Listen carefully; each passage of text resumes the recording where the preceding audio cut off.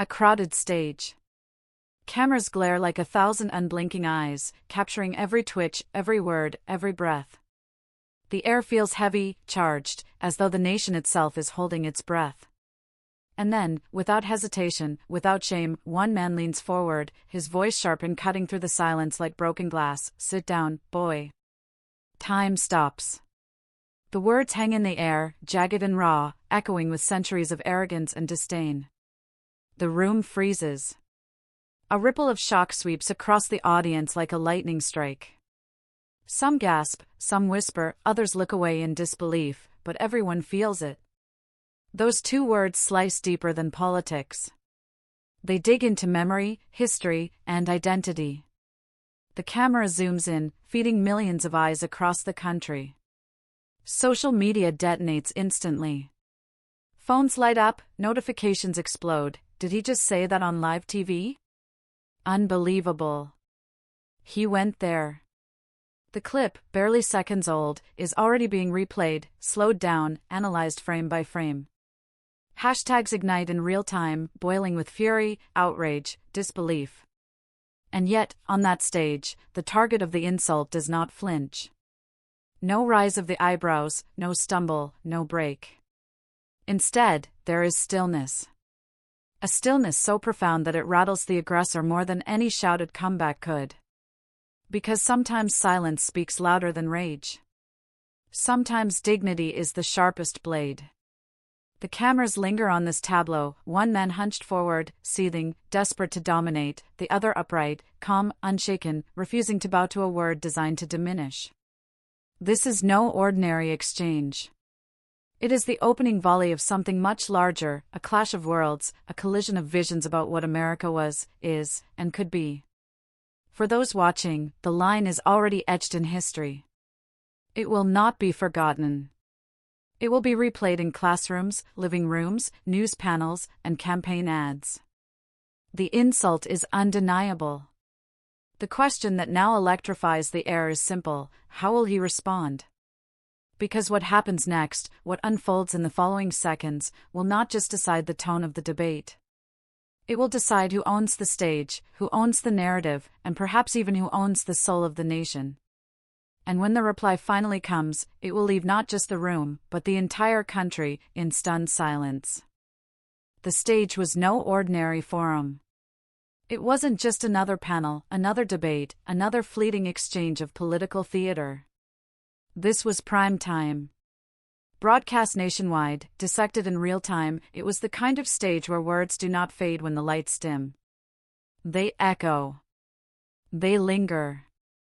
They shape headlines, spark protests, and define legacies. Every gesture mattered. Every pause was magnified.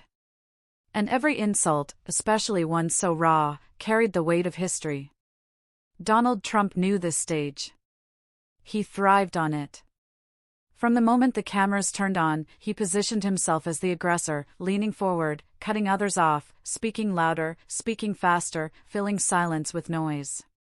His body language wasn't subtle, it was a show of dominance, an assertion that this was his arena and everyone else was just a guest. For his supporters, it was strength. For his critics, it was bullying. But for the nation, it was a spectacle. And then came those words. Two words that didn't just sting, they cut. Not only because of what was said, but because of what they carried. The racial undertones were impossible to ignore. Generations of struggle, of being told to know your place, of being diminished and disrespected in public arenas, all of it surged beneath that one sharp command: sit down, boy. It wasn't policy. It wasn't politics. It was personal. It was cultural. It was America's oldest wound, reopened live on air. Suddenly, the debate was no longer about tax plans or foreign policy. It was about respect. About dignity. About whether leadership in America could still be measured by calm resilience, or if it had surrendered entirely to volume and venom. The room felt it. The millions watching at home felt it. This wasn't just another clash of personalities, it was a test of who America would truly listen to. The man who shouted, or the man who refused to bend? As the seconds ticked by, the tension thickened. Commentators scrambled, #soared, and viewers leaned closer to their screens. Because the stakes had shifted. This wasn't just a debate, it had become a reckoning. A reckoning with history, with democracy, with the very idea of what leadership should look like in the year 2025. Would America reward aggression? Would it reward arrogance disguised as strength? Or would it recognize something deeper, quieter, but infinitely more powerful, the unshakable presence of dignity under fire? The insult was just the beginning. Everyone knew it.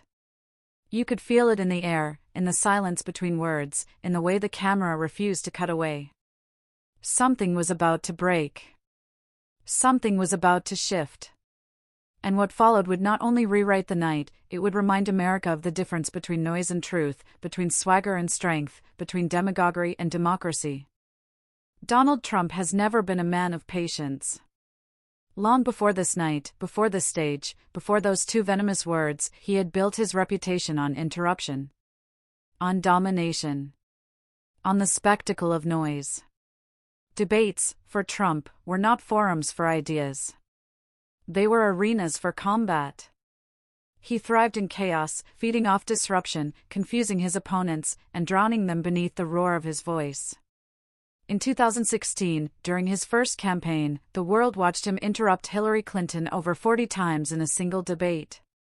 He smirked, mocked, and rolled his eyes, not because it clarified a point, but because it unsettled. Because it entertained. Because shock, for him, was power. It was never about substance. It was about control. His strategy was simple: overwhelm the stage. Fill the room with so much bluster that reason had no room to breathe. He mastered the art of dragging an opponent into the mud, knowing that once they were there, civility became weakness. And controversy followed him like a shadow. From calling entire nations holes, to mocking disabled reporters, to branding opponents with demeaning nicknames that stuck like glue, Trump's method was always the same: belittle, demean, distract. Each insult was a performance, calibrated for maximum attention. Outrage was not the cost of his style, it was the fuel. The headlines he generated weren't accidents, they were the product. This was his archetype, the villain who wielded volume as a weapon. He didn't persuade with logic, he battered with words. He didn't seek to illuminate truth, he sought to drown it out. He was a man convinced that the loudest voice must always be the strongest voice. And for years, it worked. His base adored the brazenness, the refusal to bow, the unfiltered swagger that thumbed its nose at decorum. But beneath the cheers, something darker lingered, a politics not of vision, but of intimidation.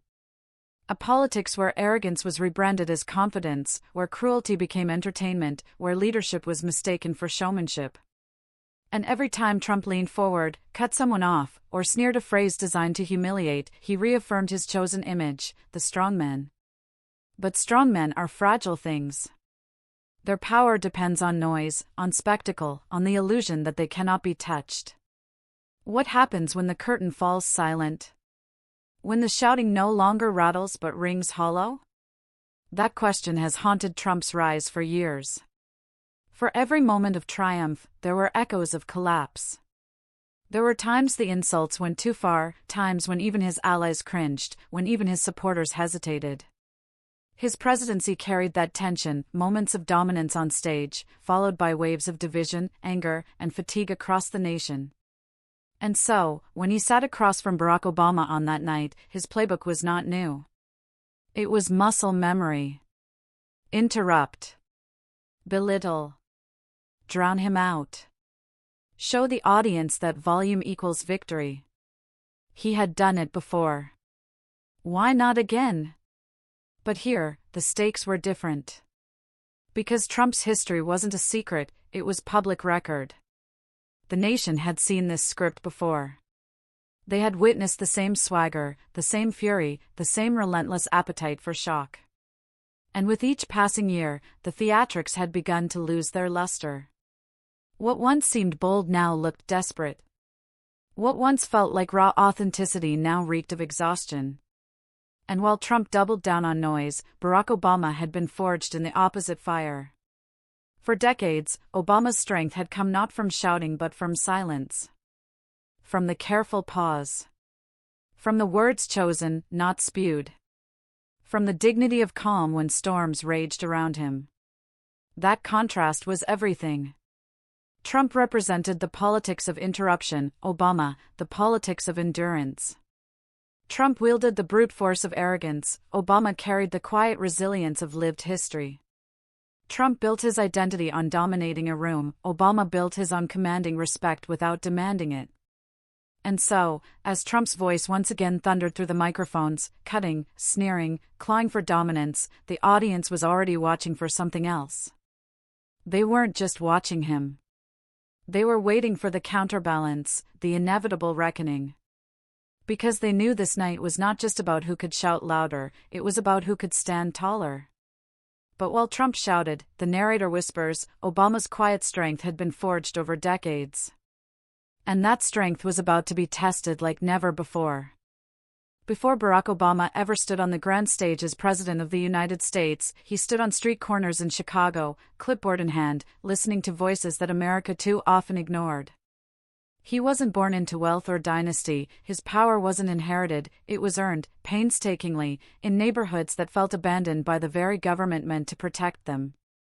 As a young community organizer, he knocked on doors where factory jobs had vanished, where families wrestled with eviction notices, where hope felt like a rumor.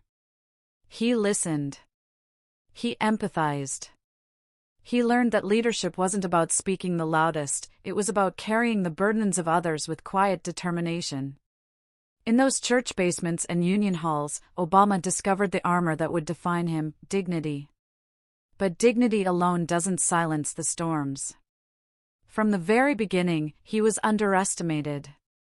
Too young. Too inexperienced. Too black. These were the whispers that followed him, doubts wrapped in prejudice. When he ran for the Illinois Senate, opponents dismissed him as idealistic. When he launched his Senate campaign, they said he couldn't win in a country where his name itself, Barack Hussein Obama, was weaponized. And yet, again and again, he proved them wrong. His rise wasn't fueled by spectacle, it was fueled by eloquence sharpened in the face of dismissal.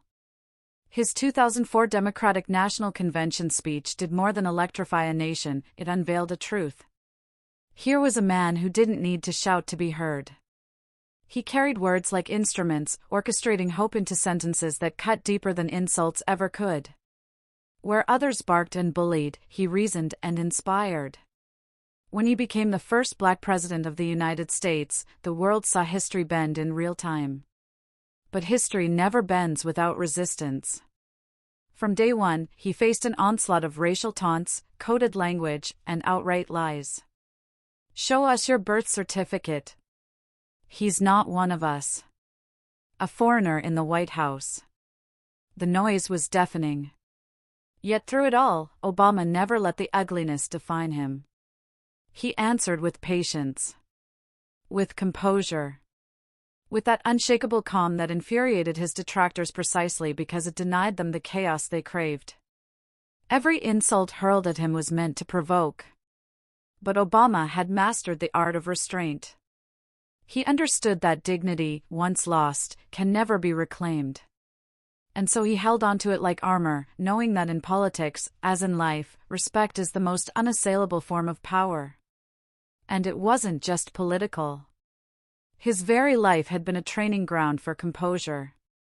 The son of a Kenyan father and a white American mother, Obama navigated identity in a world that insisted on boxes.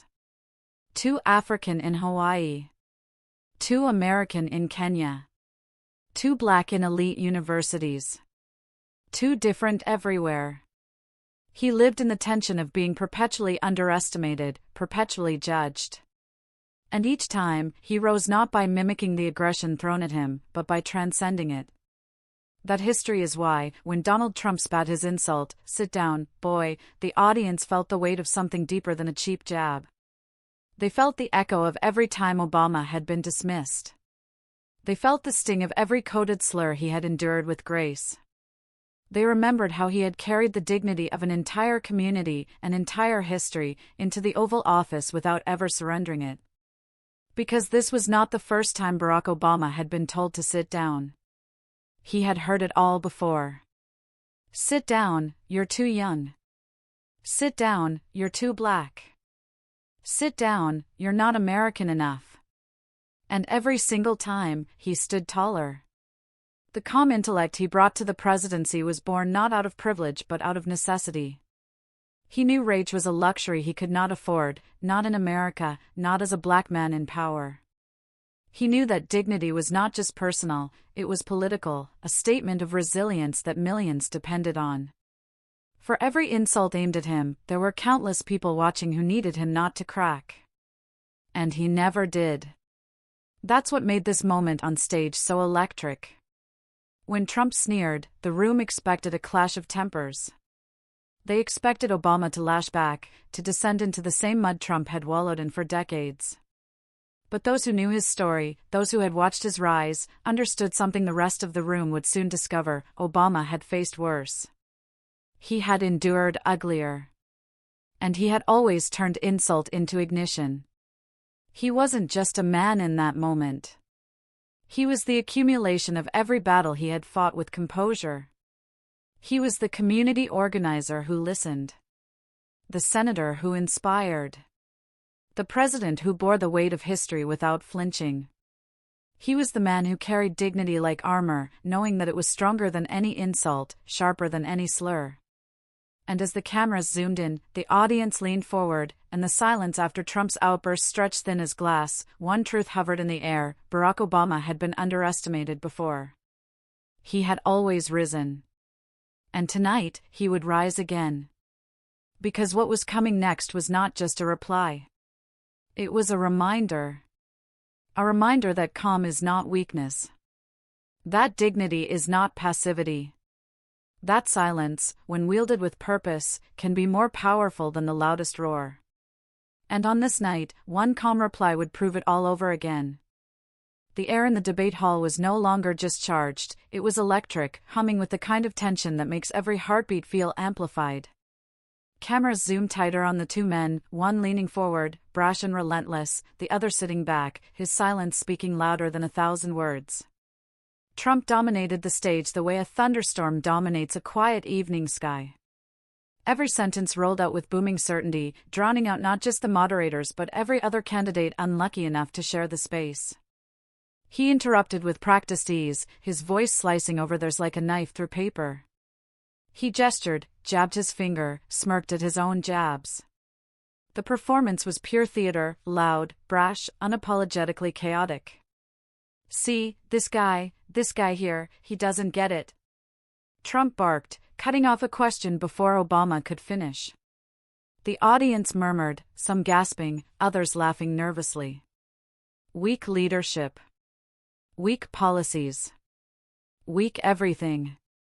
If he had his way, America would be a disaster, an absolute disaster. Believe me. Every word was designed to dominate, to humiliate, to corner.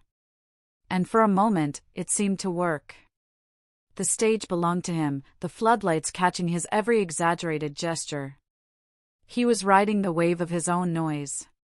Obama sat, hands folded calmly on the desk, his gaze steady but not unkind. He let the interruptions wash over him like water against stone. No flinch, no flash of irritation. Just quiet endurance. And in that restraint, the unease began to spread, not with him, but with the audience. People in the room began to shift uncomfortably. The silence of Obama against the thunder of Trump created a contrast almost unbearable. It was as if everyone was waiting for something, anything, from him. A word. A glance. A spark. Trump sensed the vacuum and lunged into it. He grew louder, more confident, mistaking Obama's patience for weakness. Look at him, folks, Trump sneered. Sitting there. Nothing to say. Nothing. It's pathetic. Totally pathetic. The moderators tried to wrestle back control, their voices cracking through the microphone. "Mr. Trump, let him answer," but it was useless. He bulldozed through them, relentless, commanding air the way only noise can. Every time Obama shifted in his seat, Trump pounced. "See? He's nervous. He knows I'm right." The words spilled over into mockery, a calculated attempt to paint silence as surrender. But if Trump thought his showmanship was sealing the night, he miscalculated. Because while his voice filled the room, the audience's eyes, those in the hall, those watching on millions of screens, were being drawn not to the noise, but to the man who refused to play the game. Obama's stillness became louder than Trump's shouts. The calm, unshaken posture in the face of relentless interruption created a new kind of suspense. Viewers leaned forward, not to hear what Trump would say next, but to see how long Obama would let him continue unchecked. And then, something subtle shifted. A breath. A small lean forward. Obama's fingertips touched the microphone base, and the crowd instinctively hushed. Even Trump, mid-rant, seemed momentarily thrown off by the ripple of anticipation. The moderators fell silent. The audience held its breath. Time itself seemed to pause, the noise vacuumed out of the room. Trump was still smirking, still certain he had rattled his opponent into silence. He leaned back in his chair, arms crossed with theatrical smugness, convinced the stage belonged entirely to him. But the cameras caught it, the slight narrowing of Obama's eyes, the calm inhale, the deliberate way he positioned himself closer to the microphone. And in that frozen second, the power in the room shifted. The aggressor had made his case, loud and reckless. The patient man was finally about to speak. Then, with the entire nation watching, Obama finally leaned into the mic. The microphone picked up a soft inhale, barely audible but heavy with intention. For the first time all night, Donald Trump wasn't speaking. His smirk lingered, but the silence stretched long enough that it began to feel like a trap, the kind of silence that begged to be filled. But Obama didn't rush. He let the weight build, let the quiet carve its way into the room until every ear, every eye, every beating heart was leaning toward him. And then, in a voice calm enough to cut through the storm, he began. "You know," Obama said slowly, his tone measured, almost conversational, "when someone calls another man boy, they're not just speaking to him. They're speaking to every person who's ever been told they're less than, every community that's been diminished, every child who's been taught their place is beneath someone else's feet." The words landed like a hammer wrapped in velvet. The room went still, eerily, profoundly still. The kind of stillness where you could almost hear the shuffle of cameras repositioning, the faint buzz of the broadcast signal, the collective intake of breath from millions of viewers at home. Trump shifted in his chair. The smirk faltered, just for a second. Obama didn't look at him. He kept his eyes steady on the audience, on the people beyond the stage, as though addressing something bigger than the man beside him. "And I've been hearing that word for a long time," he continued, his voice neither raised nor rushed. "From men who thought shouting made them strong. From men who thought belittling others made them tall. But I stand here tonight, not as anybody's boy, but as a man who's been trusted by the American people to lead them, not once, but twice." The gasp rippled across the audience, low at first, then swelling as if carried on a current. Some clapped instinctively before remembering where they were. Others just froze, eyes wide, mouths slightly open. The camera cut to Trump, whose face had stiffened. The confidence that fueled his swagger all evening began to look brittle. He adjusted his tie, forced a laugh that didn't quite land. But Obama wasn't finished. "You can shout. You can interrupt. You can mock. But at the end of the day," Obama said, his cadence deliberate, his pauses almost surgical, "America doesn't need a man who can talk over people. America needs a leader who can stand up for people." That line cracked the silence wide open. Applause burst from pockets of the audience, spreading quickly until it thundered through the hall. The moderators glanced at each other, unsure whether to intervene or let history take its course. The cameras panned the audience, capturing hands clasped over mouths, heads shaking in disbelief, people rising to their feet as if pulled by invisible strings. Social media ignited instantly. Screens across the nation lit up with the same refrain, "Did you hear what Obama just said?" Clips replayed in real time, spreading before the words had even fully settled in the room. Memes were born in seconds, hashtags exploded, and timelines flooded with a single truth: the moment had already become legend. Trump tried to interject, his voice sharper now, defensive. "Oh, come on, folks, that's just," but the energy had shifted, and the words fell flat. They didn't echo like before. They didn't dominate. They landed with the hollow thud of a door slamming too late. Obama turned then, finally meeting Trump's gaze. Not with anger. Not even with disdain. Just with the calm assurance of someone who had spent a lifetime walking through fire without letting it consume him. "Respect," he said softly, "isn't something you demand by shouting. It's something you earn by listening." The hall erupted again. Louder this time. Louder than Trump's voice had ever been. And for the first time that evening, Trump looked rattled, truly rattled. His jaw clenched. His eyes darted between the audience and the cameras, as if searching for a lifeline. The bravado that had carried him through countless confrontations suddenly seemed like a fragile mask cracking under pressure. Narration swept over the scene, like a voice carried from the very walls of the hall. It wasn't volume. It wasn't insult. It was truth, and it landed like thunder. Obama leaned back, hands folding once again, the same calm posture he had held all night. Only now, the silence that followed wasn't heavy with unease. It was triumphant, resonant, alive with the echo of something unforgettable. The moderators stumbled forward, trying to regain composure. "Mr. Obama, thank you. Mr. Trump, your response." But the damage was already done. Trump's response, whatever it might be, would live in the shadow of what had just happened. The room wasn't his anymore. The debate wasn't his anymore. The night wasn't his anymore. Mini cliffhangers rippled in real time. The audience held its breath, waiting for Trump's counterpunch. The camera lingered on his face, capturing the twitch of his mouth, the narrowing of his eyes. Would he lash out? Would he escalate? Or would he stumble in the silence Obama had crafted so masterfully? The answer came in the faintest of tells, a pause too long, a laugh too forced, words that tripped over themselves. Obama's line had cut deeper than any insult could, not because it was cruel, but because it was undeniable. And in that denial-proof moment, Trump's armor, the bluster, the bravado, the performance, began to crumble. Somewhere in the crowd, someone whispered, just loud enough for the microphones to catch, "He just ended him." And though the debate would continue, though the night would march forward, the truth was already written in the stunned silence, the erupting applause, the viral storm sweeping across the country. The showdown had shifted.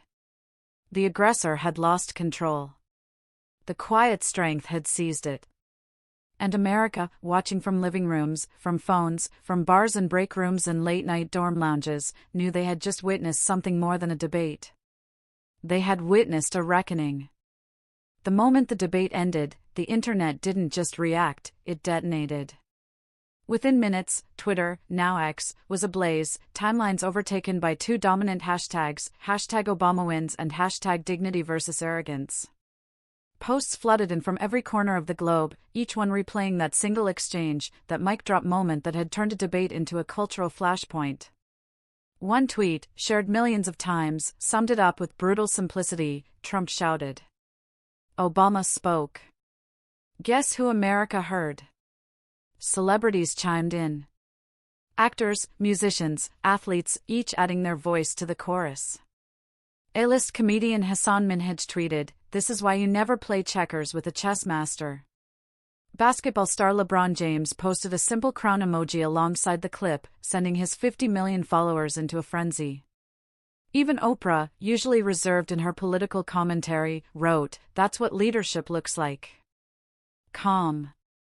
Clear. Truthful."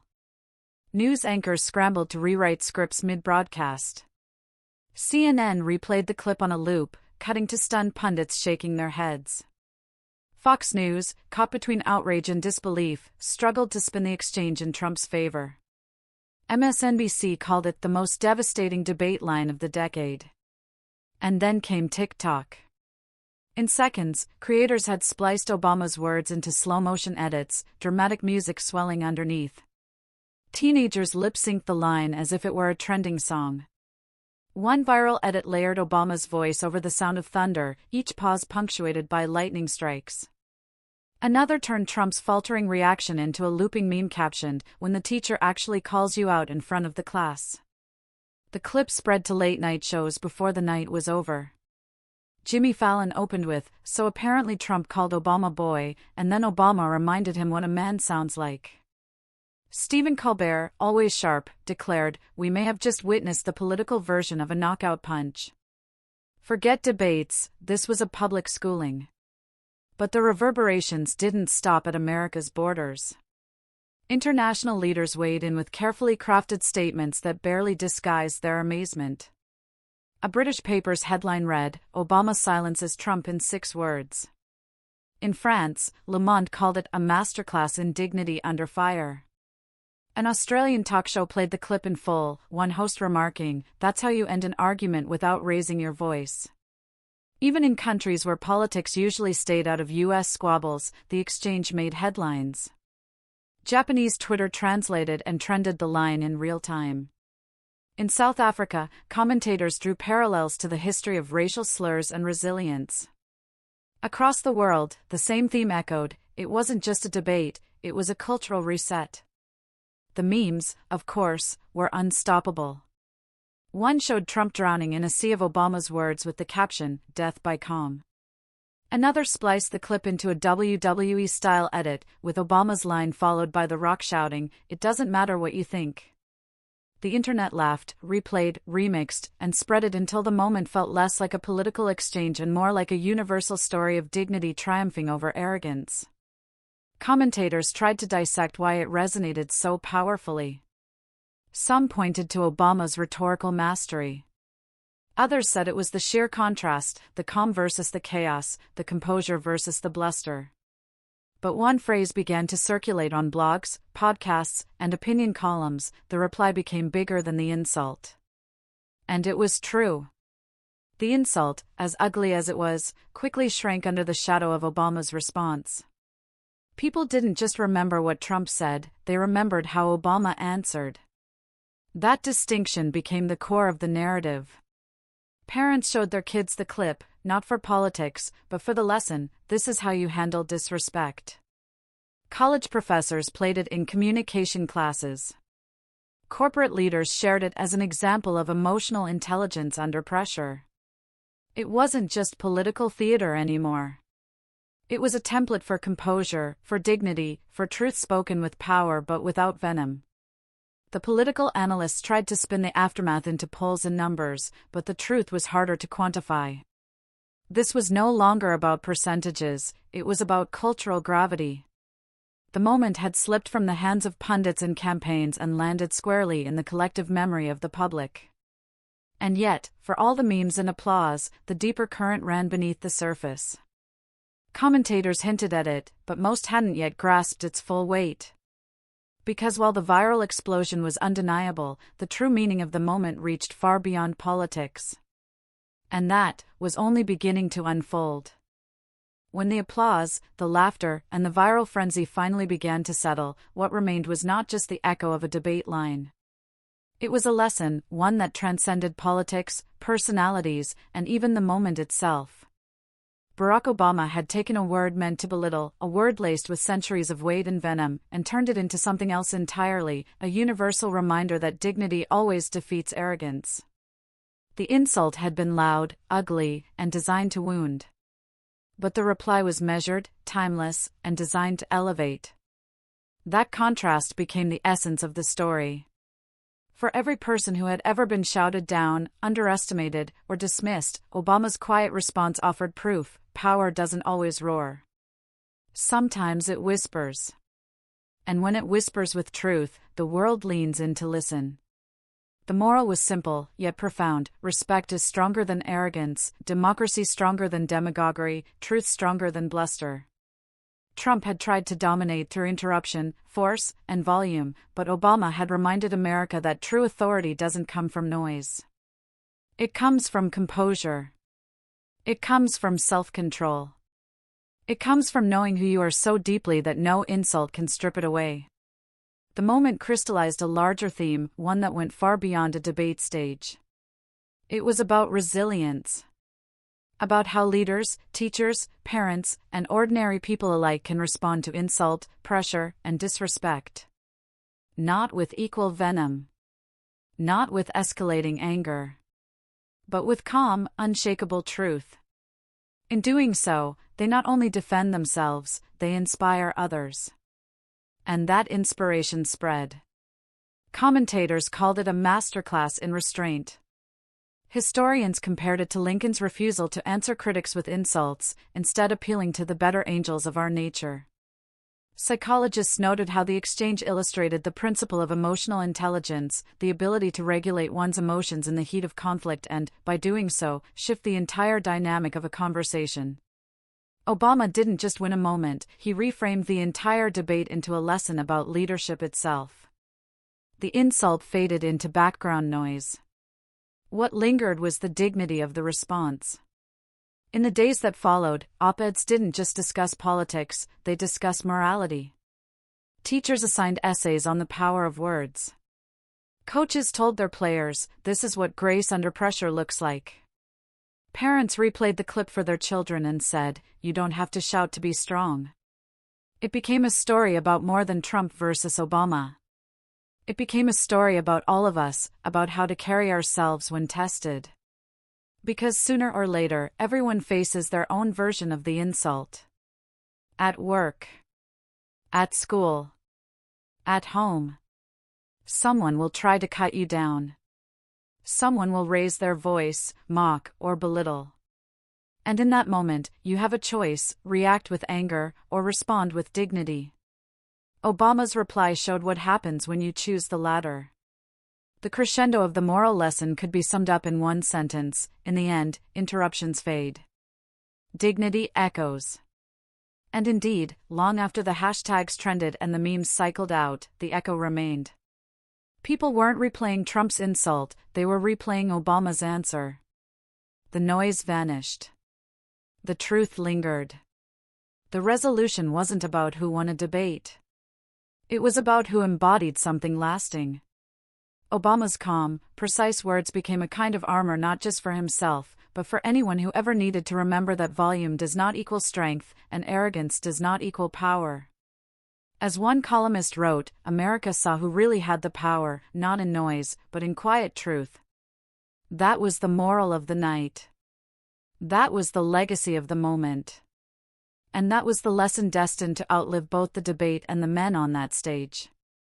One insult. One reply. And America held its breath. What began as a moment of disrespect ended as something far greater, a defining reminder of what real leadership looks like under fire. Barack Obama's calm, deliberate response didn't just silence a room. It became a symbol, the strength of dignity over arrogance, of truth over noise. The story we just witnessed wasn't only about two men on a stage. It was about the test of values we all face in our own lives. Will we rise with composure, or fall into the trap of chaos? Will we meet insult with insult, or will we choose the path that leaves an echo of respect long after the noise has faded? Obama's reply gave us the answer. He showed that courage doesn't always shout, it often speaks softly, but with the kind of power that shakes the ground beneath it. That is why the world stopped to watch, to listen, and to remember. And now, it's your turn to carry that lesson forward. Backhand index pointing right if you believe in courage under fire. Share this story with someone who needs to be reminded that dignity is strength.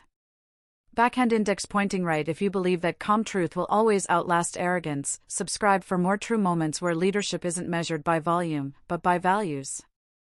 Because in the end, politics may fade, but the lessons of character endure.